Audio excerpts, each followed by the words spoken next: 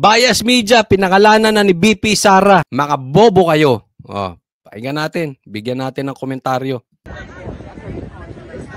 doesn't have to be 30,000. They have to prove that it's systematic and it's sabi sa press conference. Yes, but you have to prove that there were 30,000 victims.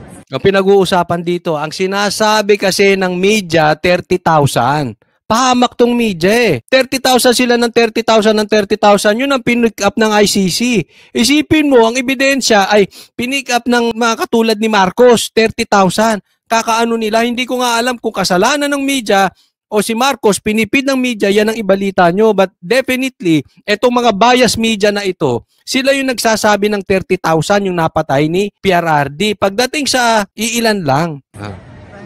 So how can you prove systematic killing of 30,000 victims if you do not have the names of 30,000 victims? Oo, kasi ang dali naman sabihin, ito biktima, ito biktima, ito biktima, ito biktima. Ba't hindi nyo ilagay yung pangalan? Alam mo, pinapaikot-ikot tayo. Sabi, alam mo, sagot pa ng isang bobong abogado. Kung gusto nyo ng, paharapin nyo si BP Sara sa ICC. Hindi. Kayo ang nagdidemanda eh. Kayo nag-a-accuse ng merong pinatay si Tatay Digong ng 30,000. Bakit hindi nyo ngayon patunayan sa ICC? Kami paharapin nyo sa ICC. Ganun ang lumalabas. Ba't daw hindi harapin ni BP Sara ang ICC? Kagaguran din, no? Kagago na itong mga ito. Pinagbintangan nyo ang pamilya Duterte, tapos yung burden of proof nilagay nyo sa kanila. Excuse me po, anong klase kayong abogado? Abogado nga ba kayo? Kayo magpatunay. Pangalan wala kayong maibigay. So, really, truly, wala naman kaming magawa sa media, pero nakikita ko talaga sa lahat ng articles, war on drugs, killing thousands, and yet we have 181 pieces of evidence, and we don't even have victims. 43 counts of murder. Ilan daw? 43 counts of murder. 43 lang. Meron pa pinag-uusapan, 181 pieces of evidence. Ang layo sa 3,000, no? Ganyan po kagago ang media. Kaya nga tatanungin ko kayo ulit, di ba? Tanong ko kayo, sino ba ang media ngayon, news media na maaasahan na hindi nagbabalita ng fake news? Ilagay nyo dyan. Sinong mainstream media lang ang may katotohanan? Even 50. So where is the system there of killing thousands? No. Sorry. Bobo yung abogado nila. Ayun, bobo. Bobo.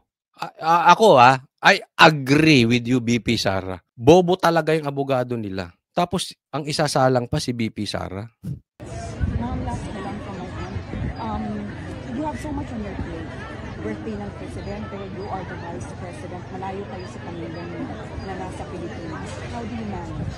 Paano ang strategiya ninyo to balance your family time, pag-aalaga sa pamilya, pati na po itong mga problema ang pinaparapan and for yourself?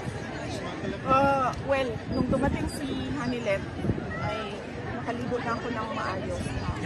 Napusis ko na yung mga dapat puskusin, ma'am. Na-shave ko na yung aking legs. Napipitan ko na yung aking kuko nung dumating si Hanilet. So, on that point, okay na ako. Sakto naman yung tulog ko, sakto yung kain ko. So, wala na tayong problema dyan. Pagdating naman sa mga anak ko, nandiyan yung aking husband, siya yung parent ngayon, solo parent. Matanong ko rin po kayo, ano ang regalo nyo kay Tatay Digong sa birthday niya? Kung matatanong nyo ako ang regalo ko kay Tatay Digong sa birthday niya, vote straight PDP. Yung 10 Duterte na tumatakbong senador, yan po ang regalo ko sa kanya. And hopefully, kung talaga kayo supporter ni Tatay Digong, isipin nyo kung anong pwede nyo iregalo kay Tatay Digong. Kasi ako this is my opinion. Alam ko, kasi bago siya hinuli, alam na niya na huhulihin siya. And yet, ang binanggit niya doon sa Hong Kong, iboto yung 10. Kaya siya nandoon dahil pinopromote niya yung 10 na kandidato. Tumaya siya doon and siguro kung meron man siyang kahilingan, in my opinion, isa po ito sa kahilingan niya. Iboto natin yung 10. Alam kong matutuwa siya doon kung yan ang regalo natin sa birthday niya. Yes, of course, gusto nating makauwi siya. Nandoon na po yun. Pero marami sa atin wala masyadong magagawa patungkol dyan. Diba? Kung hindi mag-attend tayo ng rally, isigaw natin yung hinaing natin sa gobyerno patungkol sa maling ginawa kay Tatay Digong. Pero yung talagang actively, directly, na meron tayong kakayanang magawa, yung talagang may immediate effect, yung iboto natin yung 10. Alam ko matutuwa dyan si Tatay Digong. Sa aming mga anak. At pagdating naman sa trabaho ko sa Office of the Vice President, dahil nga konti na lang din ang project namin ngayon, ay kaya-kaya nila. We do it remotely. They give me updates every morning sa kanilang time, and then I give them replies every morning sa time namin sa sistema kami report sa Office of the Vice President. And yes, organizing the team, the support team of the legal team of President Duterte, the support team of President Duterte. Ito po sinabi ni BP Sara, no, isa sa binanata niya rito yung kung tama ako ng pagkakaalala, isa dito yung Rappler, no. Kasi yung bintang ng 30,000. Alam mo, style komunista yan eh. Hindi ko sinasabing yung Rappler na style komunista, pero kayo na lang mag-isip dahil malayo sa katotohanan. I will stand na walang magrarally ng ganito kadami sa buong mundo pupunta sa Netherlands para gumastos, magpaliban sa kanilang trabaho at mag-effort, magsakripisyo, pumunta dyan, mag-rally sa buong mundo kung meron talagang napatay si Tatay Digong na 30,000. Malabo po yun. Maganda na rin, dinerecho na rin ni BP Sara itong mga media. Kasalanan eh. Kasalanan ito ng media. Alam mo, ang media dapat, para sa akin, tayo ang nagiging kasangkapan ng katotohanan. Tayong media ay hindi dapat nababayaran. Tayong media ay hindi dapat pumapanig kung kani-kanino sa maling paraan. Pagkita nyo na. Kasi, alam mo mga Pilipino, alam nyo namang matatalino tong media na ito eh. So I will not believe na naloloko sila. Really, I don't believe that. Hindi sila naloloko. Matatalino yan. Mas matatalino yan kaysa sa akin. Pero ba't niloloko nila taong bayan? Alam nila eh. Bayad ba sila? Hindi ko alam. Gumaganti kay Tatay Digong? Maybe. Pero hindi dapat ganun. Kayo ang nagsimula niyang 30,000.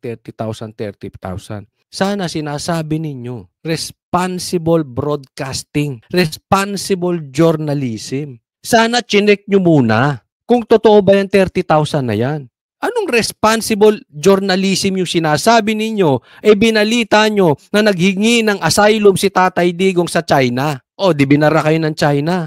Anong klaseng media kayo? Hasan ang paninindigan nyo? Hindi kayo bobo. Wala lang kayong paninindigan. Yan ang totoo. Tas nagagalit kayo sa taong bayan. Pag nandiyan kayo sa Netherlands, binabastos kayo. Kung ayaw kayo kausapin ng pamilya Duterte, magagalit kayo. Kasalanan nyo rin eh. Ginawa nyo yan sa sarili ninyo. Diba? Next topic po tayo. Ito, pag-usapan natin kasi viral tong Goldilocks na ito. Okay? Kasi meron lumabas sa Facebook para dun sa mga hindi nakakaalam, nagpapalagay, happy birthday Tatay Digong. At hindi nilagay ng Goldilocks, di umano, dahil ayaw daw nila maging political. So, sumagot etong Goldilocks. Eto sagot nila. We are aware of an isolated incident involving a cake greeting that has raised concerns online. So, una pa lang, isolated case. So, sabi ko, nag-i-excuse to. Nag-i-excuse na. Sinisimula na ang excuse nito. No, ibig sabihin, hindi naman nila gawain talaga yon, isolated lang yan. Tingnan natin, anong susunod? Mag-a-apologize ba?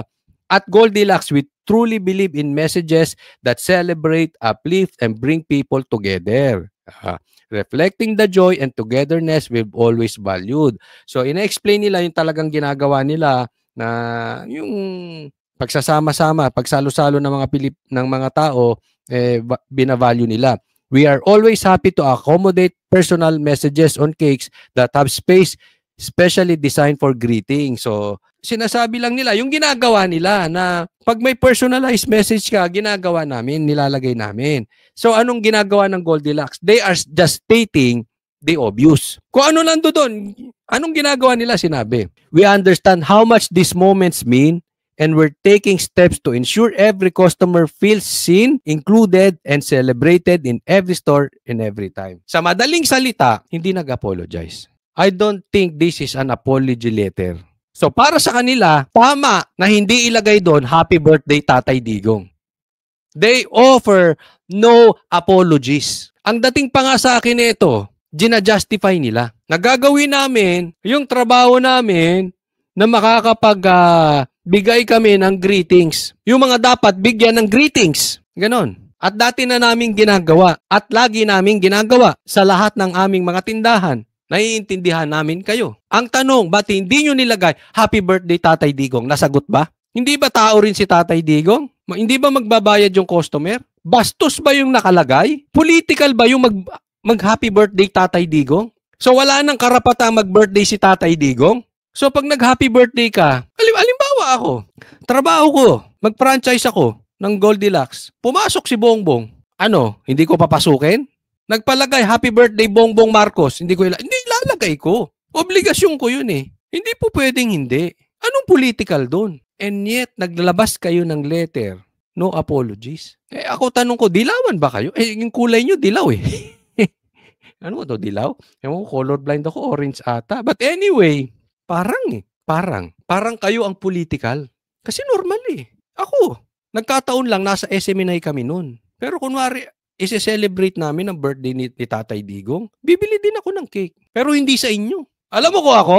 Masarap sa contest. Contest na lang kayo. Oy, naku, masarap. Ang layo ng lasa, hindi tinipid. Kung ayaw nyo ng contest, medyo pricey. Red Ribbon, mas masarap. Kasi baka silang nagsusupply ng pulburon kay Marcos. Kayo ba nagsusupply ng pulburon kay Marcos? Hindi, tanong lang po yan, ha? Oo. Huwag naman ganun.